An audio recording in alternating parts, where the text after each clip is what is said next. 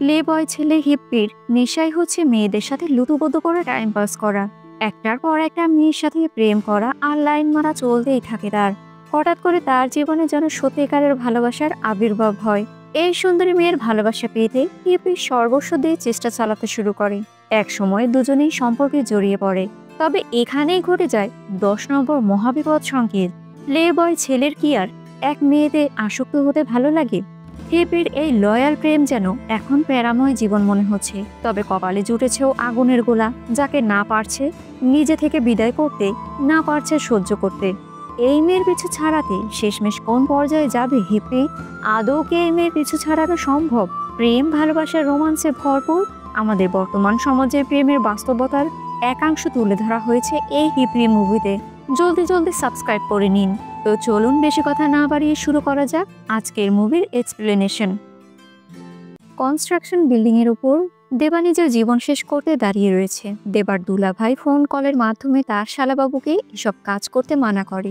এই মুহূর্তে পুলিশ সেখানে চলে আসে নিজেকে শেষ করে দেওয়ার। পুলিশ কারণ জানতে চাইলে দেবা বলে, ভালোবাসায় ব্যর্থ হয়েছি আমি। নিজেকে শেষ করার আগে একবার সেলফি তুলতে চাই। তবে সেলফি তুলতে গিয়ে তার পেছনে সেলফিশ একজনকে দেখতে পায়। মরতে গিয়েও শান্তি নেই। মেয়েটি জিজ্ঞেস করে, তুমি এখানে কি করছো? ছেলেটি আতঙ্কিত হয়ে বলে, কিছু না, হাওয়া খেতে এসেছি। মেয়েটি বলে, নিচে কত মানুষ দেখেছো, চলো আমার সাথে। দেবা ভেজা বেড়ালের মতো চোখ করে তার গার্লফ্রেন্ডের সাথে নিচে নেমে আসে। সিন কিছুটা অতীতে চলে যায়। আজ বস, অফিস এবং কাজের চাপ নিয়ে সকলের উদ্দেশ্যে সকাল সকাল অনেকক্ষণ কিছু বক্তৃতা দেয়। এর মধ্যেই দেবার হানি তাকে ফোন করে বলে, কোথায় আছো তুমি? সকালে জিমে আসোনি কেন? কখন ঘুমিয়েছিলে? দেবা বলে, আসলে কালকে একটু দেরি করে ঘুমিয়েছিলাম তো, প্রায় 12:30টার দিকে। হানি বলে, তাহলে হোয়াটসঅ্যাপে একটা 12 মিনিটে কেন লাস্ট সিন দেখাচ্ছিল? হিপ্পি বলে, হয়তো আমি ঘুমিয়ে যাওয়ার পর আমার দুলাভাই ফোন ব্যবহার করেছিল। হিপ্পির গার্লফ্রেন্ডের নাম আমুক্তা মালাইয়াদা, তাকে আমরা হানি বলেই ডাকবো। হানি হিপ্পির পার্সোনাল ফোন ধরার অপরাধে দুলাভাইকে নিয়ে যা নয় তাই কথা শোনায়। এরপর পাসওয়ার্ড চেঞ্জ করতে বলে। পাসওয়ার্ডটাও সে নিজেই বলে দেয়। ফোন লাউড স্পিকারে থাকার কারণে দুলাভাই সহ সেখানে থাকা সকলেই ফোনের পাসওয়ার্ড শুনে ফেলে।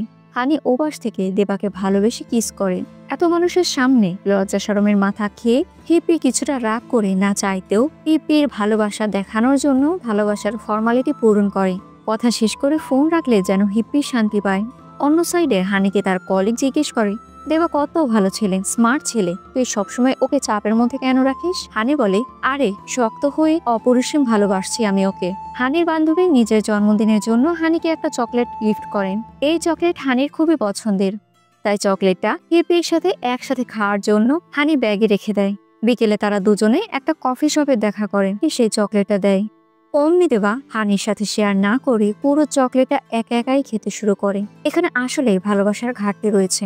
কিছুক্ষণের মধ্যে হানির অর্ডার করা খাবার চলে আসে। দুজনে গল্প শুরু করে। হঠাৎ করে হিপ্পি ক্যাফের বাইরে তাকালে সুন্দরী এক মহিলাকে দেখতে পায়।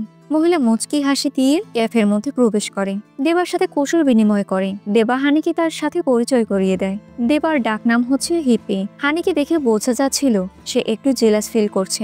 এদিকে তারা দুজন দুজনের নাম্বার শেয়ার করে জেনে নেয়। কথা শেষে সকলকেই বাই বলে তিনি সেই স্থান থেকে চলে যান। আমাদের দেবা এই মহিলাকে দেখে কতটুকু খুশি হয়েছে তা তার লজ্জা ভরা মুখ দেখলেই বোঝা যায়। হানি জিজ্ঞেস করে, কে ছিল সে? দেবা বলে, শিবা আন্টি, অনেক আগে আমাদের প্রতিবেশী ছিল। এখন আর কি চেহারা আছে, সেই সময় তো দেখতে অসম্ভব সুন্দরী ছিল। ফ্লোরাল শিফনের শাড়ি, স্লিভলেস হাতা, এলাকার মধ্যে অন্যরকম চুলের স্টাইল, চুলে গুজে রাখা জীবন্ত ফুল, হাতে ব্যাগ, পায়ে পায়েল পরে যখন তিনি বাইরে বের হতেন না, ইস, তাকে অস্থির লাগতো। আমি তো প্রতিদিন তার কোনো সাহায্যের প্রয়োজন আছে কিনা এই বিষয়ে বাসায় যেয়ে জিজ্ঞেস করতাম। সে সুন্দর করে আমার কাঁধে হাত দিয়ে বলতো, কোনো প্রয়োজন নেই, ওনার টাচে জাদু রয়েছে। এরকম অনেক কথা আমাদের দেবা হানিকে বলছিল। আগুনে ঘি ঢালার জন্য যে তাপমাত্রা বেড়ে যাচ্ছে এ বিষয়টা সে বোঝে না। হানি বলে, যদি সুযোগ পেতে সবকিছুই করে ফেলতে, তাই না? আসলে তুমি সঠিক সময় ধরা পড়ে গিয়েছো। আমাকে ভালোবেসেও তুমি অফিসের সকল মেয়ের সাথে লাইন মারার চেষ্টা করো, আর আমি তোমাকে নিজের খাওয়া বাদ দিয়ে আমার পছন্দের চকলেট খেতে দিলাম। আচ্ছা, মিথাইল ব্রোমাইডের ব্যাপারে শুনেছ কখনো? এটা টেস্টলেস একটা লিকুইড গ্যাস। আমি এই চকলেটে ওই লিকুইড স্প্রে করেছিলাম। এটা খাওয়ার 10 মিনিট পরেই তোমার শরীরে রিয়াকশন হতে শুরু করবে। মোটামুটি 50 মিনিটের মধ্যে তোমার শরীরের কানেকশন কাট হয়ে যাবে, বিশেষ করে তোমার ফিউজ বাতি নিভে যাবে। এই বলে হানি চলে যায়। দেবা বিষয়টা পাত্তা দেয় না, তবে কিছুক্ষণের মধ্যেই তার মাথা ঘুরতে শুরু করে। দ্রুত দেবা হসপিটালে চলে যায়। ডক্টরকে মেডিসিনের নাম বলে সম্পূর্ণ ঘটনা খুলে বলা হয়। মেডিসিনের নাম শুনে ডক্টর তার রোগের চিকিৎসা করতে শুরু করে। দেবার অবস্থা ভীষণ খারাপ, তার স্টমাক ওয়াশ করা হচ্ছে। কিছুক্ষণের মধ্যে বন্ধুরা চলে আসে, তবে দেবা আর হানি যখন দেখা করতে গিয়েছিল তাহলে তো বমি করার কথা হানির। এখানে দেবা কেন বমি করছে এই বিষয়টাই বন্ধুরা বুঝে পায় না। ওয়াশ করার পর এবং সকল রিপোর্ট পাওয়ার পর ডক্টর বলে, আপনার শরীরে কোনো ধরনের কোনো মেডিসিন পাওয়া যায়নি, চিন্তা করবেন না, আপনি সুস্থ রয়েছেন। বন্ধুরা হানিকে ফোন করে বলে, দেখো দেবার অবস্থা খুবই ভয়ানক হয়ে গিয়েছে, এক নাগারে বমি করছে, ল্যাব টেস্টে কোনো মেডিসিন পাওয়া যায়নি, শারীরিক কোনো সমস্যাও নেই। দেবা খুব ভয়ে আছে, ডক্টরও কনফিউশনে পড়ে গিয়েছে। তুমি কি মেডিসিন দিয়েছো একটু বলবে আমুকটা? হানি বলে, আমি ওর সাথে চকলেট খাওয়ার জন্য নিয়ে এসেছিলাম একটা চকলেট, কিন্তু সেই চকলেট ও একা খেয়েছে, তাই জাস্ট প্র্যাঙ্ক করলাম আর কি। কি বোঝা গেল দেবা কেমন মেয়ের পাল্লায় পড়লো? পরদিন সকালে দেবার অফিসের বস গাড়ি করে অফিসের উদ্দেশ্যে রওনা করে, তবে মাঝপথে গাড়ি নষ্ট হয়ে যায়। তাই সে রাস্তার পাশে বসে থাকা একটা লোকের সাথে ধূমপান করছিল। বলা যায় সে এক প্রকার ফ্রি মাইন্ডের লোক। এই মুহূর্তে অফিসের এক কর্মচারী সেই রাস্তা দিয়ে যাওয়ার সময় স্যারের গাড়ি নষ্ট হওয়ার জন্য তাকে লিফট দেওয়ার কথা বলে। স্যার অর্থাৎ অরবিন্দ এই সুযোগের সদ্ব্যবহার করে। মূলত স্যারের ক্যারেক্টার ঢিলা, তিনি অনেক মেয়ের সাথে প্রেম করে, সম্পর্কে জড়ায়, তবে বিয়ে করা বা সংসার করার জন্য সে কোনোভাবেই রাজি নয়। কিন্তু সে খুব ভালো মনের একজন মানুষ। এই মুহূর্তে প্রজেক্টের ব্যাপারে কথা বলতে দেবা চলে আসে। বস বলে, তোমাকে দেখে মনে হচ্ছে তুমি হসপিটাল থেকে এসেছো, ব্যান্ড এইড এখনো লাগানো রয়েছে। কি হয়েছিল বলো তো? দেবা এ বিষয়ে কিছু বলতে চায় না। এই মুহূর্তে এলাকার গুন্ডা শঙ্কর ভাই তার নিজের জন্মদিনের জন্য কোম্পানির বসের কাছে গিফট চাইতে আসে। আসলে এসব গুন্ডাদের খুশি না রাখলে তো আর নিজেদের প্রতিষ্ঠানকে এলাকায় স্থায়ী করা যাবে না। শঙ্কর রাতের বেলা অফিসের সকলকে পার্টির জন্য ইনভাইট করে। রাত হতেই পুরো অফিসের সকলে ফুল আনন্দে পার্টির মজা নিতে শুরু করে। আর এই মজা নষ্ট করতে আমাদের হানির ফোন চলে আসে। দেবা বলে, আমি অফিসের পার্টিতে আছি, প্রচুর ড্রিঙ্কস করেছি, এই মুহূর্তে আমি বের হতে পারবো না। হানি বলে, যা খুশি তাই করো, কিন্তু যে কোনো মূল্যেই হোক তুমি আমার বাড়িতে এই মুহূর্তে চলে আসবে। কোনো উপায় না পেয়ে নিরামিষ দেবা পার্টি থেকে বেরিয়ে রাস্তায় পুলিশের ঝামেলা পেরিয়ে তার হানির বাড়িতে চলে আসে। শ্বশুর শাশুড়িও ড্রিঙ্কস করছে, তাদের সাথে কুশল বিনিময় করে একমাত্র হবু জামাই সেখানেও এক চমক মেরে দেয়। কি একটা অবস্থা! হানির ব্যাপারে জিজ্ঞেস করলে দুজনে ছাদের দিকে ইশারা করে। দেখা যায় ফ্লোরাল শিপনের শাড়ি এবং স্লিভলেস ব্লাউজ পরে সুন্দর করে হেয়ার স্টাইল আর চুলে ফুল গুজে, কপালে একটা টিপ আর হাতে ব্যাগ নিয়ে দেবার দিকে মুচকি হাসি দিয়ে হানি বলে, আমাকে কেমন লাগছে, কার মতো দেখাচ্ছে, মনে পড়ে কিছু? দেবা বলে, এসব দেখানোর জন্য আমাকে এখানে এত দ্রুত আসতে বলেছ? হোয়াটসঅ্যাপেও তো ছবি পাঠিয়ে দিলে পারতে। হানি রেগে বলে, যখন ওই বুড়ি আন্টি শিফন শাড়ি পরতো তখন তো তোমার বুক ধরফর করতো, আর একইভাবে যখন আমি সেজেছি তখন তোমার কোনো ফিলিংসই হচ্ছে না। আমার মনে হচ্ছে তোমার বয়স্ক আন্টিদেরই পছন্দ। দেবা বলেন, আমি তো পাগল, তা না হলে বন্ধের দিনে পার্টি করা বাদ দিয়ে ড্রিঙ্কস অবস্থায় গাড়ি চালিয়ে পুলিশকে ফাইন দিয়ে তোমার বাড়ি পর্যন্ত আসতে পারি? এসব করেছি যাতে তুমি রাগ না হও, আর আসার পর দেখলাম তুমি উল্টাপাল্টা সব কথা শোনাচ্ছ আমাকে। আরে ভাই, যত যাই হোক মেয়েদের সাথে তো আর ঝগড়া করে পারা যাবে না। হানি আচ্ছা মতো কথা শুনিয়ে দেবাকে একা রেখে সেই স্থান থেকে চলে যায়। আর আমাদের দেবার জীবনে আসা অভিশপ্ত ভালোবাসার কাহিনী সম্পর্কে জানাতে সিন অতীতে দেখানো হয়, যেখানে দেবা তার প্রতিপক্ষের সাথে বক্সিং করছিল। বক্সিংয়ে দেবা শেষ মুহূর্তে জিতে যায়। এই মুহূর্তে দেবার ফোনে তার গার্লফ্রেন্ড স্নেহা ফোন করে। সে যাকেই গার্লফ্রেন্ড বানায় তাকেই হানি নামে ডাকে। স্নেহা জানায় ঘর থেকে বিয়ের জন্য প্রেশার দিচ্ছে, তোমার আমার সম্পর্ক মেনে নেবে না, চলো আমরা পালিয়ে যাই। যেই কথা সেই কাজ। মুহূর্তের মধ্যে ঘর ছাড়া হয়ে দুজনে বাইকে লং ড্রাইভ করতে শুরু করে। প্রেম উতলে ওঠার জন্য এই রাস্তার মধ্যেই লুতুপুতু দুজনেই শুরু করে দেয়, যা দেখে পাড়ার ভাই ব্রাদাররা বাজে ইঙ্গিত দিতে শুরু করে। এসব কি সহ্য করা যায়? তাই তো দেবা একে একে সুন্দর করে ওয়াশ করতে শুরু করে সকলকে। এক পর্যায়ে একটি ছেলে কিপিকে দেখে চিনে ফেলে, সে খুব ভালো বক্সিং পারে। তাই তো এই ঝামেলা নিজেরা মিটিয়ে সেই স্থান থেকে চলে যায়। তারা আবারও বাইক স্টার্ট দেবে, কিন্তু বাইক স্টার্ট হচ্ছে না, ফোনেও নেটওয়ার্ক নেই। কি আর করবে বসে বসে? হাওয়াই তো খাবে। না না, হাওয়া খেলে তো আর পেট ভরবে না। বেবি তার বয়ফ্রেন্ডের সাথে ইটুস পিটুস করতে শুরু করে। সব তো দেখা যাবে না। ভাইজান প্রেমের সাগরে গা ভাসিয়ে দিয়েছে। তবে আলতো চোখে সাগরের কিনারায় জলপরীকে দেখে ফেলে। একদিকে খাচ্ছে তো আরেকদিকে চোখ যাচ্ছে। কি করা লাগে ভাইজান রে। যাই হোক, দেবার গার্লফ্রেন্ডের বান্ধবী হচ্ছে আমুক্তা। যদিও মেয়েটি এই নিয়ে 3বার বাড়ি থেকে পালিয়েছে। হানি জিজ্ঞেস করে কোনো সমস্যা? স্নেহা বলে বাইক খারাপ হয়ে গিয়েছে। এ বিষয়ে হানির অভিজ্ঞতা থাকায় সে বাইক ঠিক করতে লেগে পড়ে। স্নেহা দেবার সাথে হানির পরিচয় করিয়ে দেয়। হাই হ্যালো করতে গিয়ে হানি দেবার হাতে হাত মেলায়। আর ক্রাশ খাওয়া দেবা অপলক দৃষ্টিতে শুধুমাত্র হানিকেই দেখতে থাকে। বাইক ঠিক করা সম্ভব না হলে হানি তার পরিচিত একজন মেকানিক ভাইকে অ্যাড্রেস দিয়ে ডিটেলসে সবকিছু খুলে বলে। মেকানিকরা এখানে এসে বাইক ঠিক করাবে। ততক্ষণে গোয়া যাওয়ার জন্য তাদেরকে লিফট দেওয়ার কথা বলে হানি। দেবা তো এক পায়ে রাজি। স্নেহা বলে তুমি মাঝখানে বসো, তাহলে আমি তোমাকে জড়িয়ে ধরতে পারবো। তবে এই কথায় তো মেঘনা চাইতেই বৃষ্টি পেয়ে যায় দেবা। নির্দিষ্ট স্থানে আসলে সকলেই গল্প করে। দেবা জানতে পারে হানি একজন বাইকার। সে একটা গ্যাংয়ের সাথে ঘোরাফেরা করে। সেই গ্যাং পরিচালনা করে আমাদের এইচডি স্যার। দেবা তাই সেই গ্যাংয়ের সাথে সংযুক্ত হওয়ার কথা বলে। তাই তারা দলভিত্তিক পুরো শহরে ঘোরাফেরা, পার্টি, মজামাস্তি, গান গাওয়া নিয়ে সময় কাটাতে শুরু করে। আর এই সুযোগে ভাইজান 2 নৌকায় পা দিয়ে চলতে চেষ্টা করেন। দেবার শরীর স্নেহার কাছে থাকলেও মন রয়েছে হানির কাছে। তাতে কি লিভ টুগেদার তো স্নেহার সাথেই হচ্ছে। খুব ভোরবেলা দেবার ঘুম ভাঙলে বারান্দায় গিয়ে দাঁড়ায়। তবে বুঝতে পারে সাগর পাড়ে হানি বসে রয়েছে। স্নেহা ঘুম। আরে এটাই তো সুযোগ হানির সাথে দেবার সম্পর্ক বাড়ানোর। দেবা হানির কাছে যায়। হানি দূরবীনের সাহায্যে দূরের পরিবেশ উপভোগ করছিল। দেবা বলে তুমি ঘুমাওনি? হানি বলে ঘুমানোর হলে তো বাড়িতে থাকতাম, এখানে আসতাম না। দেবা বলে যখন তোমাকে প্রথমবার ব্ল্যাক জ্যাকেটে দেখেছি আমার মনে হয়েছিল তুমি কোনো মডেল হবে। এরপর যখন বাইক ঠিক করতে চেষ্টা করেছিলে তখন ভাবলাম কোনো মেকানিক্যাল স্টুডেন্ট হবে। তবে তোমার ফ্রেন্ডের মাধ্যমে জানতে পারলাম তুমি একজন এগ্রিকালচারাল স্টুডেন্ট। তুমি আসলেই একটা দুর্দান্ত মেয়ে। তোমার ব্যবহার, স্টাইল, অ্যাটিটিউড সত্যি সবার থেকে আলাদা, যার জন্য তুমি আমার কাছে অনেক স্পেশাল। হ্যাঁ, যত পারো পাম মেরে নাও। পটানোর পর এই পামের তো আর দরকার নেই। হানি বলে লাইন মারার চেষ্টা করছো? দেখো হিপি, তুমি আমার ফ্রেন্ডের বয়ফ্রেন্ড হও। আমার কাছে বন্ধুত্বের মূল্য অনেক। আমি আমার বন্ধুকে ধোকা দিতে পারবো না। দেবা বলে আমি তো জাস্ট তোমার বিষয়ে আমার ভালো লাগাগুলো শেয়ার করলাম। তুমি এত সিরিয়াসলি হচ্ছ কেন?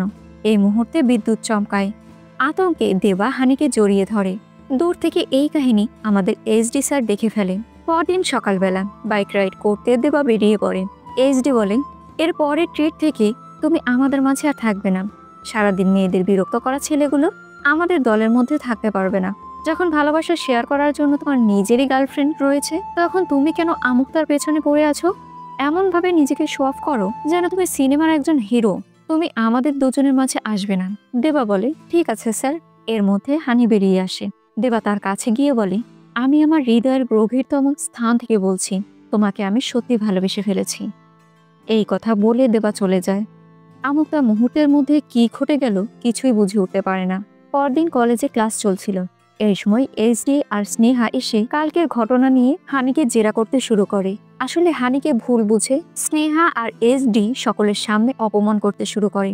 হানি তাদের বারবার বোঝাতে চেষ্টা করে, তবে মাতাল দুজন হানির কোনো কথাই শুনতে চায় না। এরা হানির কাছে আসার আগে দেবার বাড়িতে গিয়েছিল। স্নেহা রেগে দেবাকে জিজ্ঞেস করে তুমি আমাকে কেন ভালোবাসলে? দেবা বলে তোমার প্রপোজাল আমি একসেপ্ট করেছি, কিন্তু তোমার প্রতি কোনো ভালোবাসা অনুভব করিনি। মেয়েটি বলে তাহলে লিপস্টিক কেন এনজয় করেছো? দেবা বলে ওসব তো তোমার ইচ্ছে ছিল, আমি তো তোমার সাথে জাস্ট কোঅপারেট করেছি। সম্পূর্ণ খাবার চেটেপুটে খেয়ে বলছে আমি তো শুধুমাত্র খাবারের স্বাদ নিয়েছিলাম। ওকে দেখে কি এমন অনুভূতি হলো যা আমার জন্য হয়নি? দেবা বলে ওকে দেখলেই শরীরের টেম্পারেচার বেড়ে যায়, শরীরের মধ্যে ভালোবাসার বাবুল ফুটতে থাকে। ও আমাকে স্পর্শ করলেই শরীরে তাপমাত্রা মনে হয় যেন 110 ডিগ্রি হয়ে যায়। হাই ভোল্টেজ কারেন্ট লাগে আমার শরীরে। এসব কথা এইচডি হানিকে বলে এবং ব্যঙ্গ করে নানা ধরনের কথা বলতে শুরু করে। নিজের রাগ কন্ট্রোল করতে না পেরে অবশেষে হানি কষিয়ে এইচডিকে একটা চড় দিয়ে বসে। এরপর ফুল রেগে হিপ্পির বাসায় চলে যায়। আরে রে, আকাশের চাঁদ তো মাটিতে নেমে এসেছে। হানি রাগের বসে অনেক কথা শোনাচ্ছে আর আমাদের দেবা তার উপর ক্রাশ খেয়েই যাচ্ছে। হানি বলে, আমাদের দুজনে 10 বছরের বন্ধুত্ব, আর তুমি তা এক নিমিষেই আগুন লাগিয়ে দিয়েছো। কত কষ্ট হয় তুমি বোঝো? দেবা বলে, আমারও তো কষ্ট হয়েছিল, আমিও তো আমার মনের কথা তোমার সাথে শেয়ার করেছিলাম, তুমি তো পাত্তাই দিলে না। যখন প্রথমবার তোমার সাথে কথা বলেছি, আমার বুকটা কেমন জানি ধরফর করছিল, আমার বিপি বেড়ে গিয়েছিল। তুমি আমাকে প্লে বয় ভাবতে পারো, কিন্তু আমি সত্যি লাভার বয়। ও আচ্ছা, লাভার বয় তখন আমি যা বলবো তা তোমাকে শুনতেই হবে। আজকের পর থেকে আমি তোমার মুখ দেখতে চাই না। ভালোবাসার মানুষ যখন এ কথা বলেছে, এখন কি না মেনে পারা যায়? দুজনে নিজের মতো করে পথ চলতে শুরু করে। এভাবে কেটে যায় প্রায় অনেকটা বছর। আমুক্তার ফ্রেন্ড স্নেহার আজকে বিয়ে। আমুক্তা সেখানে উপস্থিত হয়। বান্ধবীকে দেখে স্নেহা খুব খুশি হয়, কারণ আমুক্তার ভুল ছিল না। এরপরও স্নেহা তাকে দেবাকে নিয়ে অনেক কথা শুনিয়েছে এবং অপমান করেছে, কিন্তু এসব ভুলে আমুক্তা তার বান্ধবীর বিয়েতে উপস্থিত হয়েছে। এক সুযোগে মেয়েটি আমুক্তাকে একটি রুমে নিয়ে যায়। সেখানে সকল বন্ধুরা উপস্থিত ছিল, তবে স্নেহা সকলকে কিছু সময়ের জন্য বাইরে গিয়ে আড্ডা দিতে বলে। এরপর হিপ্পির পাশে দাঁড়িয়ে বলে, দেখো হিপ্পি তোমাকে সত্যি অনেক ভালোবাসে। যখন আমি বিষয়টা বুঝতে পেরেছি, আমি বিয়ের জন্য রাজি হয়ে গিয়েছি। ও তোমার জন্য এখনো বিয়ে করেনি। আমার মতো তাড়াহুড়ো করে সিদ্ধান্ত নেওয়ার কোনো প্রয়োজন নেই। খুব ভালো করে ভেবে তারপরে সিদ্ধান্ত নেও। স্নেহা তাদের দুজনকে কথা বলার সুযোগ করে দিয়ে সে স্থান থেকে চলে যায়। হানি বলে, তুমি আমাকে সত্যিই ভালোবাসো নাকি টাইম পাস করার চেষ্টা করছো? দেবা বলে, আমি তোমাকে সত্যি ভালোবাসি। হানি বলে, তোমার হেয়ার স্টাইল তো অনেক সুন্দর, এই জন্যই অনেক মেয়েরা তোমার পিছে পড়ে থাকে, তাই না? ভালোবাসা প্রমাণ করার জন্য আমি যা বলবো তুমি তাই করবে বলেছিলে। তাহলে কাজ করো, তুমি তোমার মাথার সব চুল ফেলে দাও, অর্থাৎ টাকলা হয়ে যাও। দেবা বলে, তুমি মজা করছো তাই না? এই চুল আমার সিগনেচার আইটেম। সেই ছোটবেলা থেকে এই চুল আমি মেনটেন করে এসেছি। এই চুল ছাড়া আমি অসম্পূর্ণ। হানি বলে, ও আচ্ছা, আমাদের ভালোবাসার থেকে তোমার ইম্পর্টেন্ট হয়ে গেল চুল? ফান্দে পড়িয়া বকা কান্দে রে। ভালোবাসার প্রমাণ দেখাতে গিয়ে মনের শত কষ্ট নিয়ে মাথার চুল সব ফেলে দেয়। এই হচ্ছে তাদের প্রেম কাহিনী। সিন বর্তমানে চলে আসে। বন্ধু আর দুলাভাইদের নিয়ে পরামর্শ করে কি করে আমুক্তার পিছু ছাড়ানো যায়। ভাই আমার নিজে ব্রেকআপ করবে না, তাহলে আমুক্তার হাত থেকে বাঁচতে পারবে না। তাই এমন কিছু করবে যেন হানি নিজেই তাকে ছেড়ে দেয়। এ সময় হানি কল করে জানায় আজ 12টার সময় শপিং মলে black and white colour combination dress পরে আসবে। যেই কথা সেই কাজ।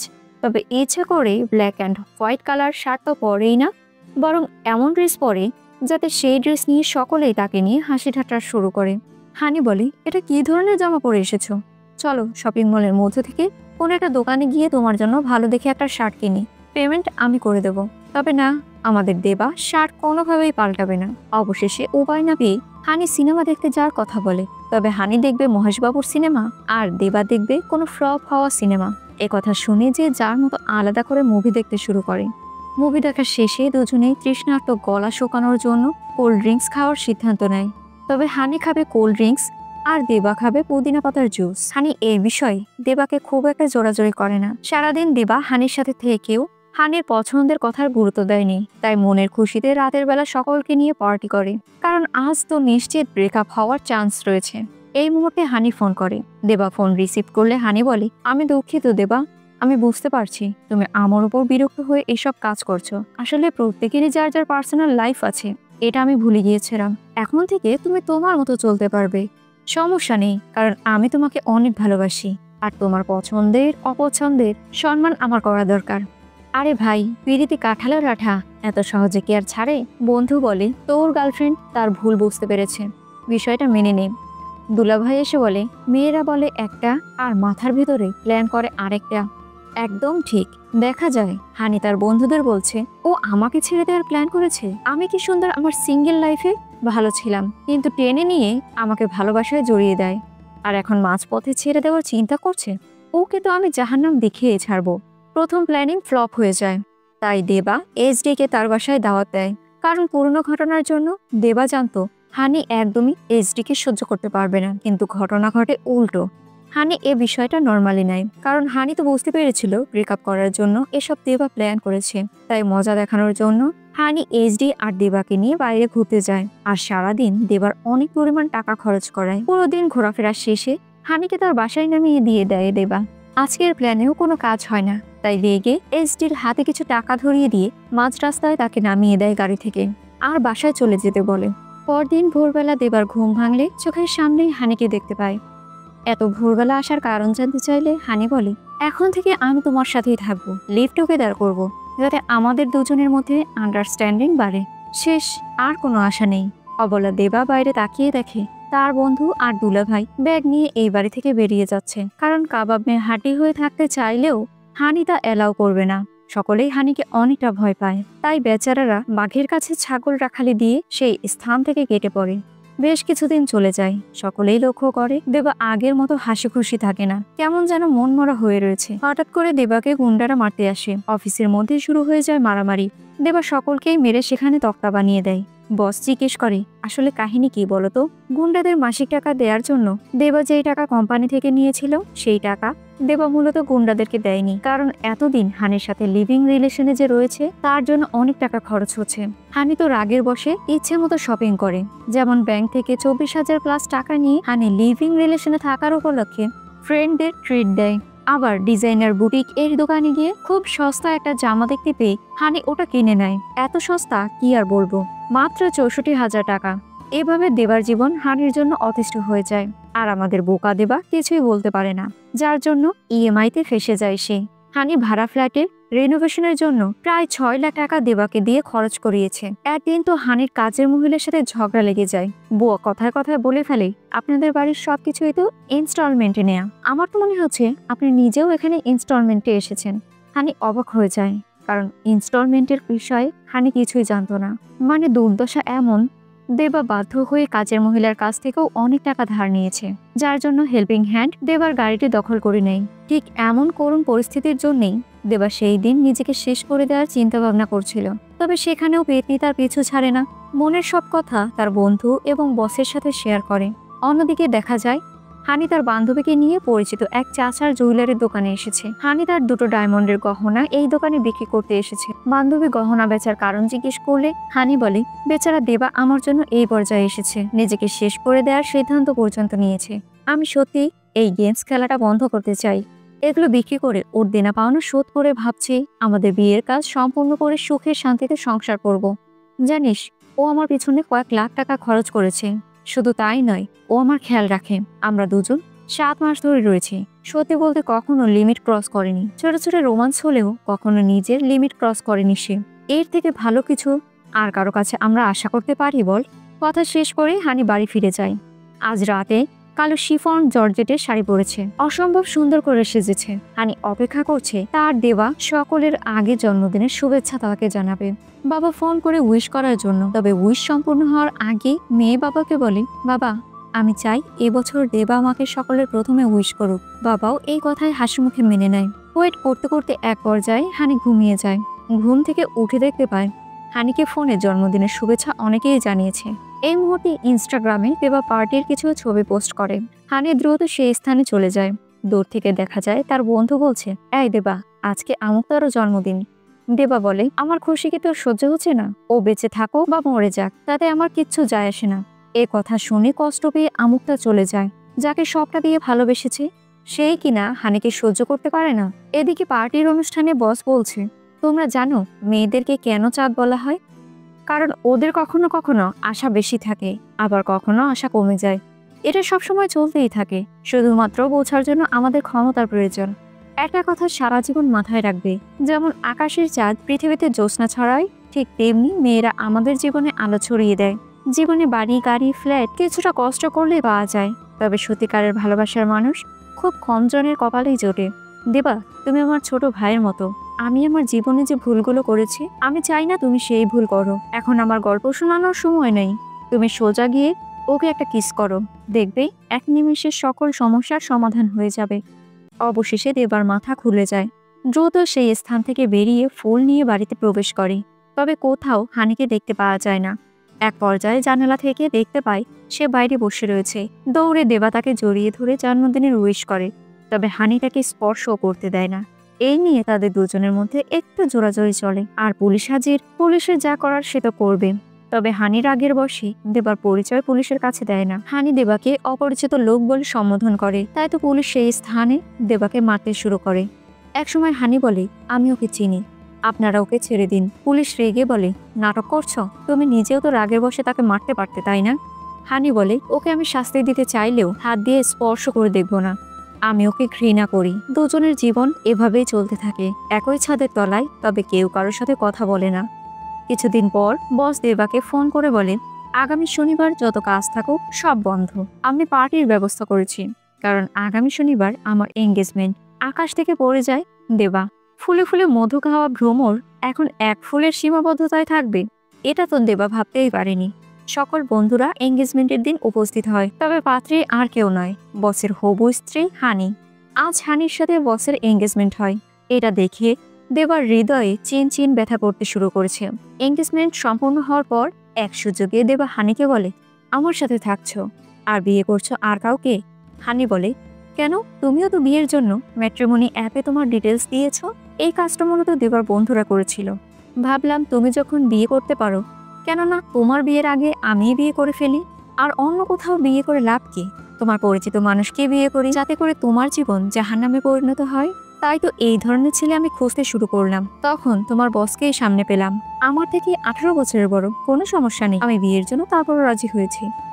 পুরুষ বলে অ্যাটিটিউড দেখাচ্ছ? তাহলে একজন মহিলা যখন একটা পুরুষের সাথে থাকে, হাত পা মাথাওয়ালা একটা সন্তানের জন্ম দিতে পারে, তখন তার কতটা অ্যাটিটিউড দেখানো দরকার বলো তো? কোনো উত্তর নেই, তাই তো? এই বলে হানি চলে যায়। আসলে দেবা হানিকে খুব মিস করছে। পরদিন দেবা বাসায় ফিরলে হানি বলে, তুমি আমার জন্য যতদিন না করেছো সব আমি মিটিয়ে দিয়েছি। এই নাও ব্যাংক সেটেলমেন্টের লেটার। আজকের পর থেকে আমাদের দুজনের মধ্যে কোনো সম্পর্ক থাকবে না। আমার হবু হাজবেন্ডকে আমাদের ব্যাপারে জানিয়েছি, বিকেলে ও তোমার সাথে একটু দেখা করবে। দেবা বসের সাথে দেখা করে। বস দেবার সামনেই আমুক তাকে তারই পছন্দের নামে ডাক দেয়, যে নাম শুনে দেবা আর হানি দুজনেরই কলিজা কেঁপে ওঠে। হানি সেই স্থান থেকে চলে যায়। দেবা বলে, স্যার, আপনি এই পেতনিকে বিয়ে করতে রাজি কেন হলেন? বস বলে, পেতনি নাকি স্ত্রী তা তো বিয়ের পর বোঝা যাবে। আচ্ছা, আমি তোমাকে ডেকেছি তোমার কাছ থেকে একটা স্টেটমেন্ট নেওয়ার জন্য। তোমার প্রেমিকাকে আমি বিয়ে করছি, এই কারণে তোমার কোনো সমস্যা নেই তো? এরকম একটা স্টেটমেন্ট আমার দরকার। দেবা বলে, আমার কোনো সমস্যা নেই, আমি সত্যি বলছি স্যার। কথা শেষ করে দেবা চলে যায়। এই মুহূর্তে হানি চলে আসে। বস বলে, মনে হচ্ছে দেবা ভেতরে ভেতরে আফসোস করছে। হানি বলে, ও আবার আফসোস করছে? গিয়ে দেখুন, এই খুশিতে ওর বন্ধুদের নিয়ে পার্টি করবে। বস বলে, আমার তোমাদের দুজনের ভালোবাসার উপর সন্দেহ হচ্ছে। তোমরা দুজন আমাকে প্রমাণ দেখাও। আমার বাড়িতে একদিন তোমরা একসাথে থাকবে। যদি কোনো কিছু না হয় তাহলে আমি বিয়েতে রাজি আছি। দুজনের বিষয়টা প্রমাণ দিতে বসের বাড়িতে চলে যায়। হানি কানে হেডফোন লাগিয়ে গান শুনছে। দেবা ফুল স্পিডে সাউন্ড দিয়ে ক্রিকেট খেলা দেখছে। অতিরিক্ত সাউন্ডের জন্য বিরক্ত হয়ে হানি রুমে গিয়ে দরজা লক করে বসে। এই মুহূর্তে হানির পিৎজার পার্সেল আসে।